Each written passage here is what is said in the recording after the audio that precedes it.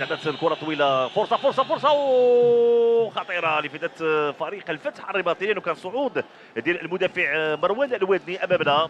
لعبت الكره بشكل ممتاز. لاحظوا جمال السلامي، لان الحديث مع الحفيظ عبد الصادق لانه طلب من اللاعبين انه يلعبوا الكره داخل منطقه الجزاء. لعبت الكره بشكل ممتاز، ولكن مروان الوادني ما تمكنش من الوصول للكره. محاولة شكلت خطورة على مستوى الدفاع. انتبهوا هذه الزاوية، لعبت الكرة رأسية، فرصة أيوب نناح اللي تلعبت بشكل ممتاز. أعتقد كذلك إيرفي ناضي. بالفعل اللاعب الإيفواري يمكن نقول بأنه فاجأ الجميع.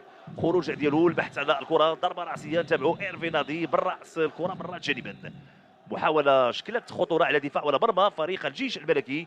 لاحظوا ايرفي ناضي كان مضايق من افتتاح فريقه خلال هذه المواجهه وخلال هذا الديربي. اللاعبين ديال المستقبل للفتح الرباطي. سنتابع هذه الزاويه من الجهه اليمنى لمرمى الحارس المهدي بن عبيد. رضا سليم، لعبت الكره راسيه، فرصه الهدف. هدف اول لفائده فريق الجيش الملكي، وهذا هو اللي تحدثت عليه من كره ثابته. انور ترخات في المكان المناسب يضع الكره في الشباك.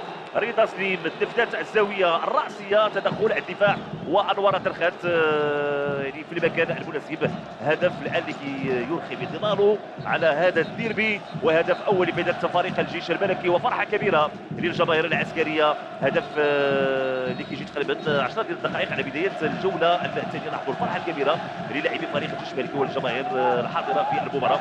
اذا انور ترخات، الحل لم ياتي من مهاجم ولكن حضر من مدافع اسمه انور ترخات. تحدث بانه الان يتجاوز 100 مباراه مع فريق الجيش الملكي، وافضل هديه ان يكون هدف بهذا الشكل وبهذه الطريقه. ارتقاء هنا الراسيه ديال مونتيرو او اللاعب حاتم عصاوبي هو اللي لعب الكره الاخيره بعد ما كان ارتقاء كذلك ديال مونتيرو بوركيز وانور ترخات في المكان المناسب. كنقول بانه هدف يعني جاء ببصمه من المدافعين، حاتم عصاوبي بالراس ثم انور ترخات بافضل ختم يضع الكره في الشباك.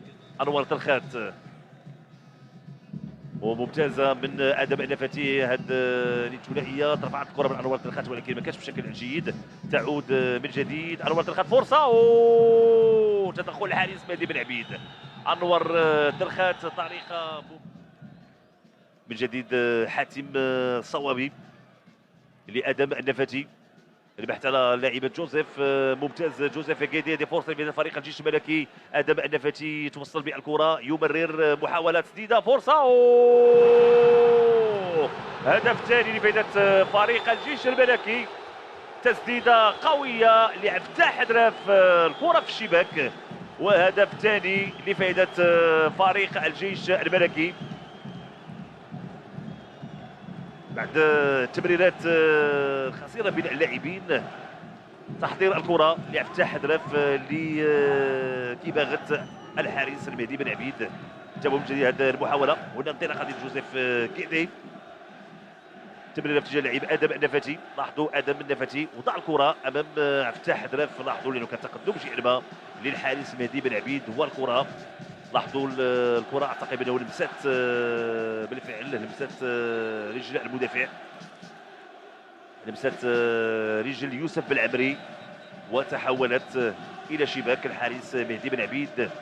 هدف ثاني لفائده فريق الجيش الملكي. عبد الفتاح حدراف يتمكن من اضافه الهدف الثاني. فرحه كبيره لجماهير الجيش الملكي. الوقت في مرة هذه فرصة لمين دياكيتي، فرصة تدخل ممتاز للحارس مهدي بن عبيد. تسديدة قوية والزاوية في فريق الفتح الرباطي. انتبهوا هذه الركنية، لعبت الكرة دائرية الرأسية وتدخل الحارس محمد باعيو اللي كيتدخل وكيبعد الكرة يعني باليد اليمنى يبعد الخطورة. كانت محاولة وفرصة لفائدة فريق الفتح الرباطي. تابعوا من جديد تفتت الزاويه.